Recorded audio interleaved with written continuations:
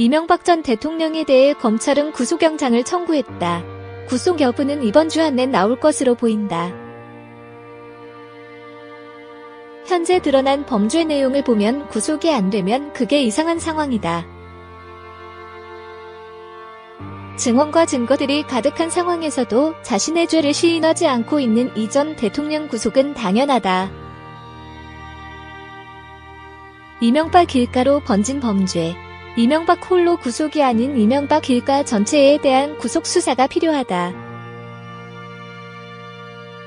전직 대통령이라는 점에서 예우를 갖추고 싶지만 최소한 이명박에게는 그럴 마음이 들지 않는다. 많은 이들은 대통령이 되지 말아야 할 자가 대통령이 되어 벌어진 예고된 참사라고 한다. 실제 그렇다. 노무현 전 대통령에 대한 실망이 커지며 반사이익으로 몰린 관심이 만든 불편한 현실은 결국 대한민국 전체를 위험에 빠뜨리게 했다. 대통령이 되어서는 안 되는 이명박이 대통령이 되면서 조작을 통해 박근혜까지 대통령이 된 암흑의 시기. 대한민국은 모든 것이 70년대 박정희 시대로 되돌아가기 바빴다. 정치도 외교도 그리고 그들이 완장을 차고 저지르는 범죄까지도 모든 것이 박정희 유령을 끄집어내서 버린 망나니 칼춤과 같은 것이었다. 이명박은 최근까지도 주말에는 테니스를 치러 다녔다고 한다. 관리인에게 마지막으로 2년 후에 보자는 말을 남겼다는 이야기는 충격이다.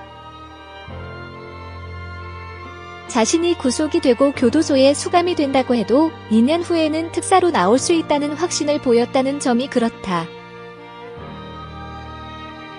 전두환이 3당 야합의 결과물로 특별사면으로 바로 나왔다. 전두환 같은 살인마가 제대로 형도 살지 않고 나오는 나라는 정상이 아니다.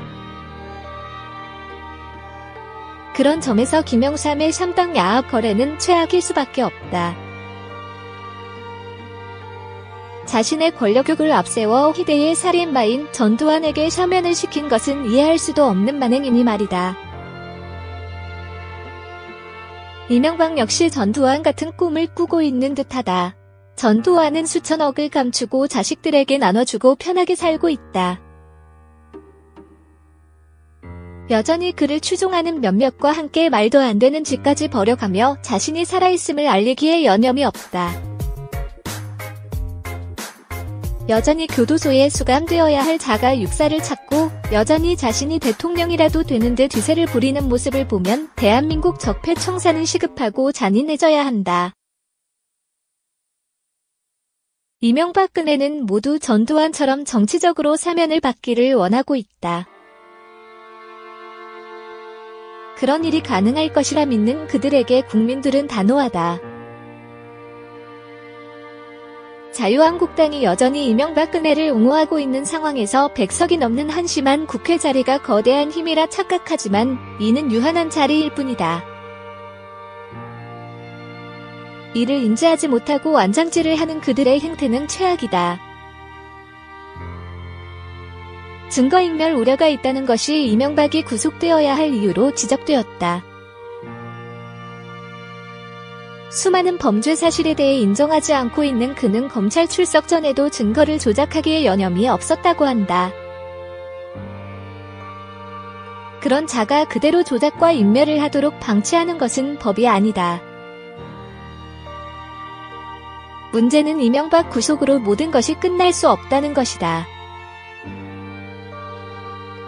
안사형 통으로 통했던 이상득 전 의원의 비리 역시 이명박보다는 못하지만 엄청나다.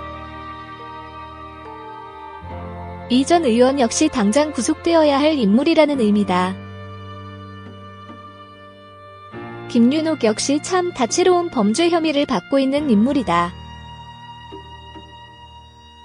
부부가 모두 구속이 될 수도 있는 상황이다.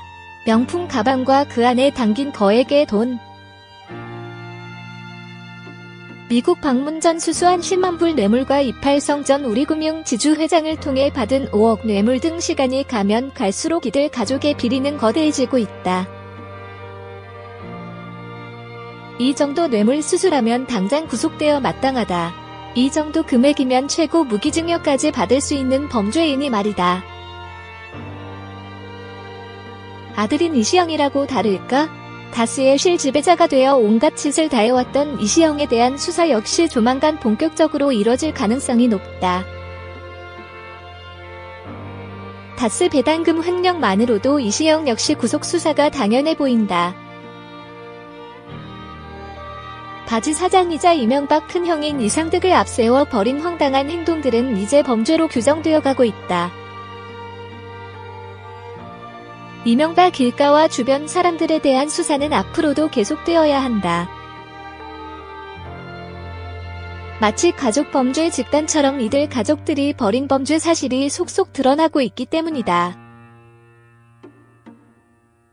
더욱 이시영만이 아닌 그 사촌 형제들의 문제까지 까도 계속 나오는 양파 같은 이들 가족의 비리는 끝이 보이지 않는다.